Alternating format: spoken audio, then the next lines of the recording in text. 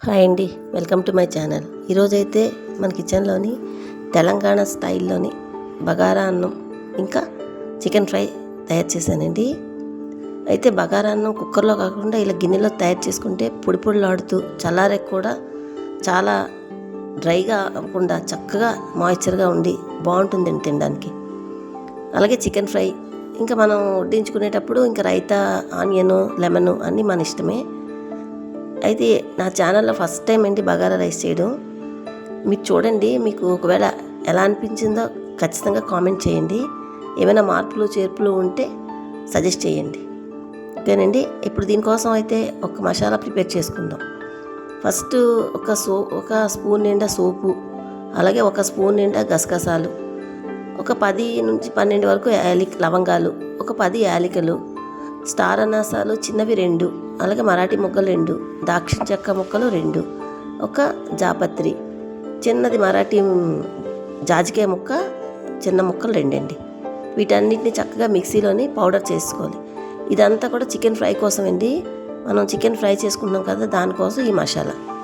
ఇలా మసాలా అంతా మిక్సీలో పౌడర్ చేసుకున్న తర్వాత దాన్ని పక్కన పెట్టుకుందాం. అలాగే చికెన్ ఫ్రై కోసం 5 మీడియం సైజు ఉల్లిపాయలు ఇలాగా కట్ చేసుకోవాలి. కట్ చేసుకొని మిక్సీ పట్టేసుకోవాలండి. ఆనియన్ పేస్ట్ తయారు చేసుకోవాలి, దాన్ని కూడా పక్కన ఉంచుకుందాం. ఈ చికెన్ ఫ్రై తయారయ్యేలోపు బాస్మతి రైస్ని 2 గ్లాసులు తీసుకున్నానండి. 2 గ్లాసులు బాస్మతి 2 సార్లు కడిగి నీళ్లు పోసి నానబెట్టుకుందాం. అలాగే 3 బాగా పండినవి టమాటాలు తీసుకొని వాటిని ముక్కలు కట్ చేసుకొని మిక్సీ పట్టి వాటిని కూడా పక్కన ఉంచుకుందాం. కేజీ చికెన్ అండి. కేజీ చికెన్ శుభ్రంగా కడిగిన తర్వాత మనం ఒక 100 ml అలాగే చిన్న గ్లాసులో ఆయిల్, అలాగే మనం మిక్సీ పట్టుకున్నాం కదండి ఆనియన్ పేస్ట్, ఆ ఉల్లిపాయ ముద్ద కూడా వేసుకొని రుచికి సరిపడినంత ఉప్పు, 1/2 స్పూన్ కన్నా కొంచెం ఎక్కువ పసుపు, అలాగే కారం 2 స్పూన్లు పడుతుందండి. ఇప్పుడు మనం ఆడుకున్న పులావ్ మసాలా ఉంది కదండి, ఆ మసాలా 2 స్పూన్లు వేసుకొని 1 స్పూను నిండా అల్లం వెల్లుల్లి పేస్ట్ వేసుకోవాలి. చక్కగా ఇవన్నీ మసాలాలు ఇవన్నీ కూడా బాగా కలిసినట్టు బాగా కలుపుకోవాలి. మాంసానికి ఇదంతా చక్కగా కలుపుకొని మసాలాలు, ఆనియన్ పేస్టు, ఈ అల్లం వెల్లుల్లి పేస్టు, ఆయిల్లో ఇవంతా బాగా కలిసేటట్టు కలుపుకొని మంటని మీడియంలో పెట్టుకోండి. మరి సిమ్లో పెట్టొద్దు, మరి ఒకసారి హైలో పెట్టొద్దు. పెట్టుకొని మూత పెట్టేసి ఒక 15 నిమిషాలు 20 నిమిషాలు అయ్యేసరికి రెడీ అవుతుందండి. ఈలోగా మధ్యలో మూత తీసి కలుపుకోవాలండి. ఇక్కడ అడుగు పట్టకుండా చక్కగా మధ్యలో మూత తీసి కలుపుకొని వేయించుకుంటూ 2-3 నిమిషాలకు ఒకసారి మూత తీసి కలిపి చక్కగా చికెన్ అంతా బాగా వేయించుకోవాలండి. ఈ చికెన్ కర్రీ అండి బగారా రైస్లోకి కాదు, దేంట్లోకైనా సరే సైడ్ డిష్గా చాలా బాగుంటుందండి. గ్రేవీ కూడా ఉంటుంది. అలాగని గ్రేవీ తక్కువగా ఉండి పొడి పొడిలాడుతూ ఉండదు. చక్కగా ముక్కని పట్టుకొని గొజ్జు కూడా ఉంటుందండి. ఇలా అంతా దగ్గరగా వేయించుకున్నాం, చూసారా, దగ్గరగా వేగిపోయింది కదా. ఇప్పుడు మనం ఈ స్టేజ్లోని కొంచెం కొత్తిమీర, కరివేపాకు వేసుకొని ఒక్క నిమిషం కలుపుకుంటే మనకి చికెన్ ఫ్రై రెడీ అయిపోద్దండి. కొంచెం కరివేపాకున ఇంకా కొంచెం ఎక్కువ కొత్తిమీర వేసుకోండి. వేసుకొని అంత బాగా చికెన్గా అంతా బాగా కలిసేటట్టు కలుపుకొని ఒక్క నిమిషం వేగిపోయిన తర్వాత మనం స్టవ్ ఆఫ్ చేసుకోవచ్చండి. దాన్ని మూత పెట్టేసి పక్కన ఉంచుకుందాం. ఈ విధంగా చేసుకుని చికెన్ ఫ్రై రెడీ అయిపోయింది.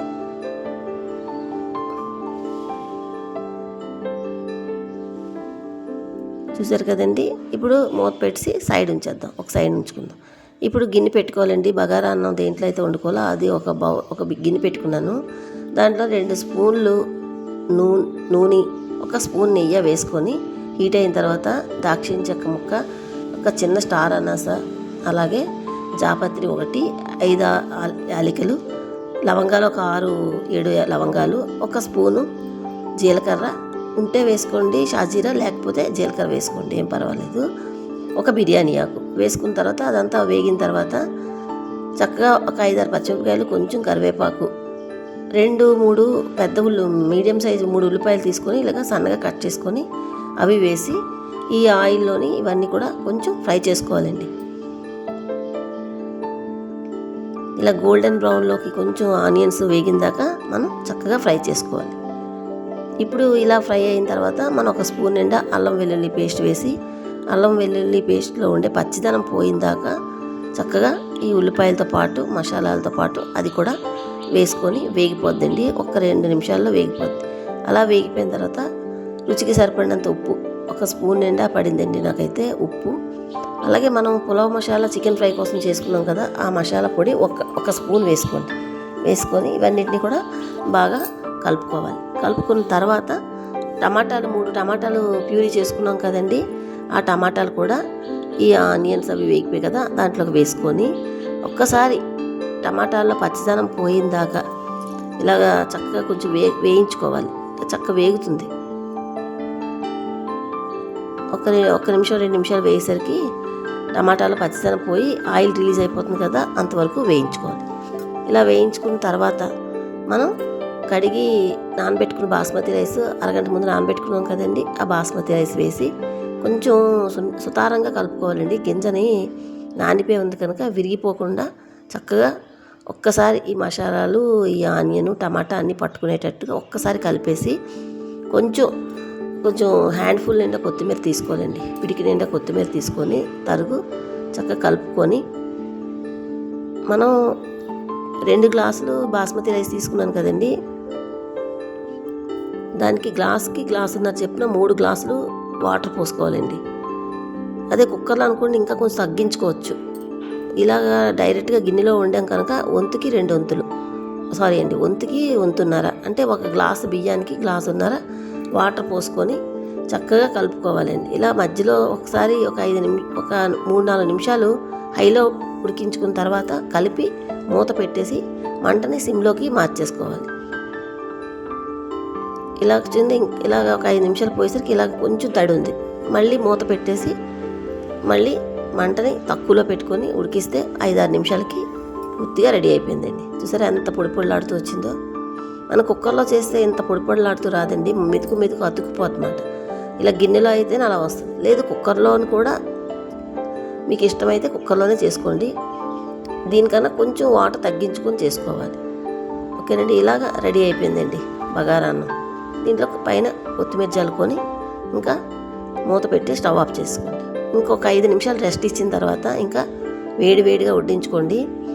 ఈ బగారా అన్నంతో పాటు నేను చేసిన ఈ చికెన్ ఫ్రై కూడా వడ్డించుకొని తింటే సూపర్గా ఉండే డిష్ రెడీ అయిపోతుంది మనకి ఈ రోజుకి. చూసారు కదండి ఈ చికెన్ ఫ్రై బగారా అన్నం రెసిపీ మీకు ఎలా అనిపించిందండి? నచ్చితే ఒక్క లైక్ చేయండి, మీ ఫ్రెండ్స్కి రిలేటివ్స్కి షేర్ చేయండి. Thank you for watching.